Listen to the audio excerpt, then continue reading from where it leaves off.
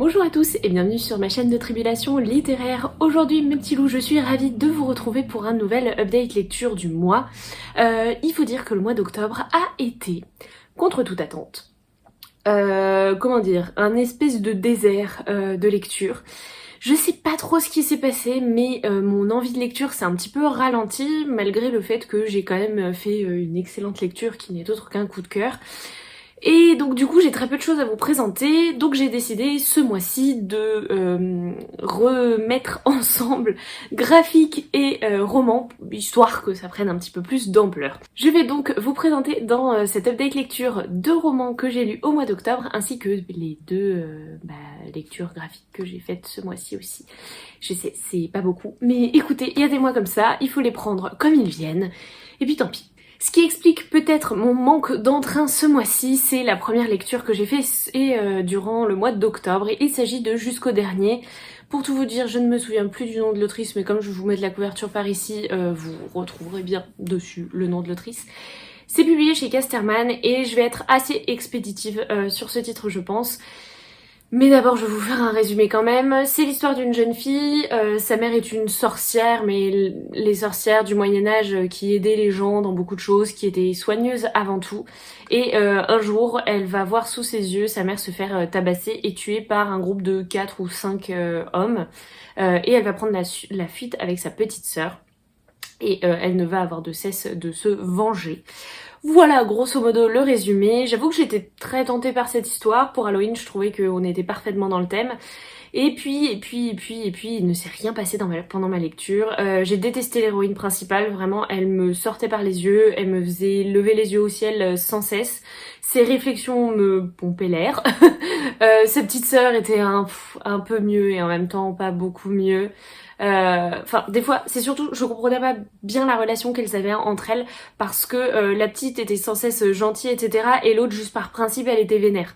Il y a un moment, moi je veux bien que l'adolescence, on comprenne pas tout, que les crises d'ado, tout ça, mais en fait, là, c'était un level tellement haut que j'ai dit non, c'est pas possible, genre, moi je peux pas.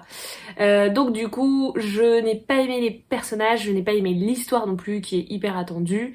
La seule chose qui me plaisait beaucoup, c'est la relation qu'elle va nouer avec une jeune femme qui est un petit peu ambiguë, et donc du coup on peut s'attendre à l'amour d'amitié, une très belle amitié, une très grande amitié, mais aussi à de l'amour peut-être plus.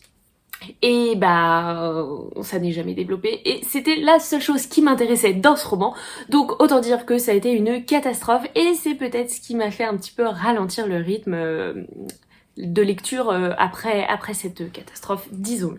Du coup, je suis désolée, je vous le recommande vraiment pas, mais ça m'arrive pas souvent, mais vraiment là pour le coup, je suis désolée pour Casterman, mais ça l'a vraiment pas du tout fait avec moi, alors que pourtant la thématique pour Halloween, elle était là. Bref, on va pas trop s'attarder là-dessus, mais on va surtout parler de Anne de Green Gables. C'est écrit par Lucy Maud Montgomery, c'est publié chez Monsieur Toussaint Louverture dans cette magnifique édition. Prenons un moment pour l'admirer. C'est un hardback qui est tout doux, à l'intérieur c'est trop beau. Les pages, il y a un grammage qui fait que c'est super agréable de les lire. J'avais l'impression d'être un personnage de Jane Austen quand j'ouvrais ce livre et que je le lisais comme ça. C'était merveilleux. L'histoire de Anne de Green Gables, si vous ne la connaissez pas déjà, il s'agit de la petite Anne Shirley qui va être adoptée par un frère et une sœur qui sont tous les deux vieilles filles et vieux garçons, et qui habitent tous les deux dans la maison familiale sur l'île du Prince-Édouard, en pleine Cambrousse, très clairement. Lui, Matthew, commence à se faire vieux. Mirella aussi. C'est Mirella, je crois. Marilla, que je ne dise pas de bêtises. Marilla aussi se fait vieille, et donc du coup ils veulent adopter un orphelin. Et en fait c'est Anne qui va arriver et non un orphelin, un garçon. Et ils vont décider quand même de la garder, et grand bien leur en a fait, parce que Anne, elle est pétillante, elle est joyeuse, elle est curieuse, elle fait des bêtises, ça c'est sûr, mais qu'est-ce qu'elle est drôle, qu'est-ce qu'elle est pleine de vie, et en fait elle va rallumer un petit peu la flamme de la vie dans leur foyer, et ça va être la plus belle décision de leur vie. Ils ne le savent pas forcément encore au début du roman. Ce roman, j'en ai beaucoup entendu parler déjà par la série qui m'a maintes fois été recommandée, et j'avais commencé le premier épisode peu avant de lire le roman. Et déjà le premier épisode m'avait vraiment énormément plu, je trouvais que les couleurs étaient très belles, je trouvais l'histoire très belle et déjà j'appréciais la petite Anne et ce roman n'a fait que renforcer ma première impression. Anne c'est un personnage adorable, plein de vie, plein de vigueur, plein de curiosité. Elle aime la vie, elle croque la vie mais à pleines dents. Elle profite de chaque instant. Elle est tellement optimiste sans cesse, c'est absolument génial à lire et franchement je trouve que quand on la lit on a envie de sourire tout simplement, on a envie de sourire à la vie, on a envie d'aller de gambader dans les champs, d'aller se jeter dans les fleurs, enfin vraiment ça donne un souffle absolument dingue même à sa propre vie. Donc vraiment le personnage de Anne fait 90% de l'histoire, mais en même temps c'est elle qu'on suit, c'est elle qu'on veut suivre. Elle est le centre d'attention de toute l'histoire. Et moi j'ai adoré aussi ce qui se passait autour. C'est ces histoires de petits villages un petit peu... vraiment on n'est pas du tout dans la ville, hein, on est très excentré, où chaque sortie en ville par contre devient une aventure à elle toute seule. On a une Anne qui est pleine d'imagination. L'imagination c'est le mot d'ordre dans ce roman. Et elle embellit tout ce qu'elle vit et c'est absolument merveilleux en fait. Moi je n'ai pas beaucoup de mots pour exprimer tout ce que j'ai pu ressentir à ma lecture. Vraiment les mots me manquent pour le coup parce que c'est un mélange, un tourbillon d'émotions.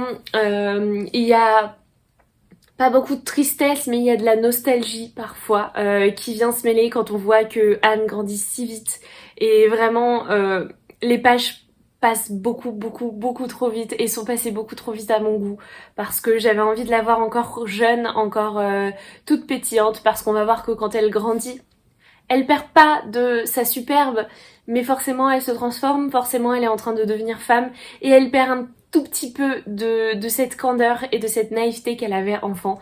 Mais qu'à cela ne tienne, ça reste Anne, ça reste un personnage absolument génial et je serais plus que ravie de la découvrir grande ado et femme dans la suite de ses aventures puisque comme les romans étaient magnifiques, j'ai déjà acheté la suite, à savoir Anne de Redmond et Anne d'Avonlea, mais je sais plus dans quel ordre ils sont. Ça a été vraiment un énorme coup de cœur, je peux que vous en recommander la lecture, d'autant que moi, après la déception de jusqu'au dernier, j'avais besoin de quelque chose de doudou et je l'ai eu.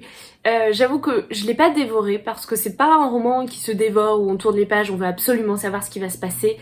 Non, c'est un roman qu'on ouvre, qu'on prend plaisir à déguster à chaque fois, à chaque page. Et donc du coup j'ai vraiment pris mon temps, ce qui explique peut-être un petit peu ce qui s'est passé au niveau de mes lectures au mois d'octobre. C'est que j'ai eu une énorme déception où j'ai eu du mal à aller jusqu'au bout. Et puis j'ai eu ce petit livre et ce petit livre que j'ai eu envie de déguster jusqu'au bout. Il est pourtant pas long, hein, il fait 300 pages, un truc comme ça. Mais c'était 300 pages de pur bonheur. Vraiment, vous voyez, vous prenez un chocolat chaud ou un thé selon ce que vous préférez ou un café. Vous mettez sous un plaid, vous allumez des bougies, vous mettez une musique douce, une musique que vous aimez, nostalgique, et là vous avez à peu près l'ambiance dans laquelle j'étais pendant tout le long de ma lecture de Anne de Green Gables. Pour vous donner une autre référence, ça m'a un petit peu fait penser au Malheur de Sophie que j'adorais quand j'étais petite en dessin animé, mais sans le côté malheur. C'est-à-dire que c'est un peu les malheurs de Sophie dans la première partie de sa vie où elle fait plein de bêtises, mais elle a sa mère qui l'aime, et voilà. Donc c'est vraiment la première partie des malheurs de Sophie, on n'est pas du tout dans la deuxième. Et moi du coup ça a rajouté un petit peu de nostalgie à ma lecture, ce qui me donne aussi très envie de redécouvrir les malheurs de Sophie. Je sais que je les avais commencés quand j'étais petite en livre, je sais plus, je crois que ça s'appelle Les Petites Filles Modèles, mais je l'ai plus avec moi donc je voudrais bien le retrouver un petit peu pour mieux faire la comparaison. Excellente lecture, lisez Anne de Green Gables si ce n'est pas déjà fait, et moi je pense que je vais me faire le plaisir d'aller voir la série avant de me lancer dans le tome 2, et puis de continuer la série, et puis de lire le tome 3, et puis de les relire un jour, et puis de poursuivre la série quand les autres tomes sortiront. Bref, vous l'avez compris, nouveau énorme coup de cœur pour Anne de Green Gables. J'adore. Voilà mes petits loups, c'est tout pour les romans que j'ai lus au mois d'octobre, et pour vous informer, je suis dans ma lecture de Izana de Daruma Matsuura, c'est publié chez Lumen. Je l'ai mis dans ma pile du Pumpkin Autumn Challenge et je suis très heureuse de l'en avoir enfin sorti. J'en suis à la moitié et je comprends toujours pas pourquoi le titre est la voleuse de visage et l'espèce d'accroche c'est « Et si vous pouviez prendre l'apparence de n'importe qui ?» Je comprends toujours pas pourquoi, mais je poursuis ma lecture et vous en saurez plus le mois prochain. Côté lecture graphique, c'est ce que je vous disais, je n'en ai fait que 2 et je vais être assez rapide je pense. Le premier, il s'agit du dernier tome de Aria, le tome 7 du coup de Kozue Amano, c'est toujours publié chez Kiun. Vous le savez puisque mon vlog est paru la semaine dernière, je me suis rendue à Venise, j'ai passé un séjour absolument merveilleux et incroyable et j'avais emmené dans mes valises Aria parce qu'il fallait, je voulais absolument terminer cette saga à Venise et qu'est-ce que j'ai bien fait. Cette saga a construit un petit peu mon imaginaire et mon univers, enfin mon imaginaire de Venise. J'ai découvert l'existence des Vaporetto, j'y ai découvert tout un tas de choses, une petite ruelle, le côté mystérieux de la ville et franchement lire Aria à Venise c'était juste incroyable. Au-delà de l'endroit dans lequel j'ai fait ma lecture, c'était une superbe lecture, j'ai versé ma larme alors que je pense qu'en manga, j'ai très peu pleuré. Déjà je pleure très peu lors de mes lectures, mais en manga, je pense que j'ai dû pleurer à Fullmetal Alchemist quand même. Et après, c'est une excellente question, mais je ne m'en souviens plus. Alors que là, vraiment, les émotions, j'étais à fleur de peau, les émotions sont remontées, c'était absolument incroyable parce que c'était beau tout simplement, la fin elle est dans la continuité de tout le reste, elle est lumineuse, elle est belle, elle est optimiste au possible et ce que cette saga m'a fait ressentir c'est juste absolument incroyable, c'est dingue et je la relirai avec le plus grand des plaisirs parce que le plus grand des plus loin plaisir, hein, pas l'inverse, parce que c'est beau tout simplement, on se laisse balader à chaque fois, on découvre avec Akari et ses amis tout un tas de choses autour de Venise et de l'univers créé par Kozue Amano parce qu'on n'est pas uniquement à Venise, on est à Néo-Venise. Vraiment, c'est une saga d'enfer dont je me souviendrai longtemps et qui restera dans mon temple coup de cœur des plus belles sagas et des meilleures sagas que j'ai jamais lues en manga. Donc vraiment, si vous ne connaissez pas encore, foncez. J'ai un petit peu de tristesse quand même à me dire que j'ai déjà fini, mais en même temps c'était génial, donc je ne regrette pas de l'avoir lu. Ensuite, la dernière lecture graphique que j'ai effectuée il y a peu, il s'agit des Contraceptés de Guillaume Dodin, Stéphane Jourdain et Caroline Lee. C'est publié chez Stenkiss, la maison d'édition dans laquelle je travaille. Et j'avais très hâte de lire ce roman graphique sur un sujet qui est hyper intéressant, puisque on parle ici, vous vous en doutez peut-être vu le titre, de contraception masculine, quelque chose dont on parle peu déjà.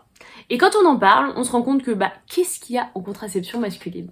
Et vous allez le découvrir dans ce roman graphique, vous allez aussi comprendre les mécanismes qui font qu'aujourd'hui, la contraception masculine est encore extrêmement artisanale, alors qu'elle pourrait être beaucoup plus évoluée à l'image de la contraception féminine.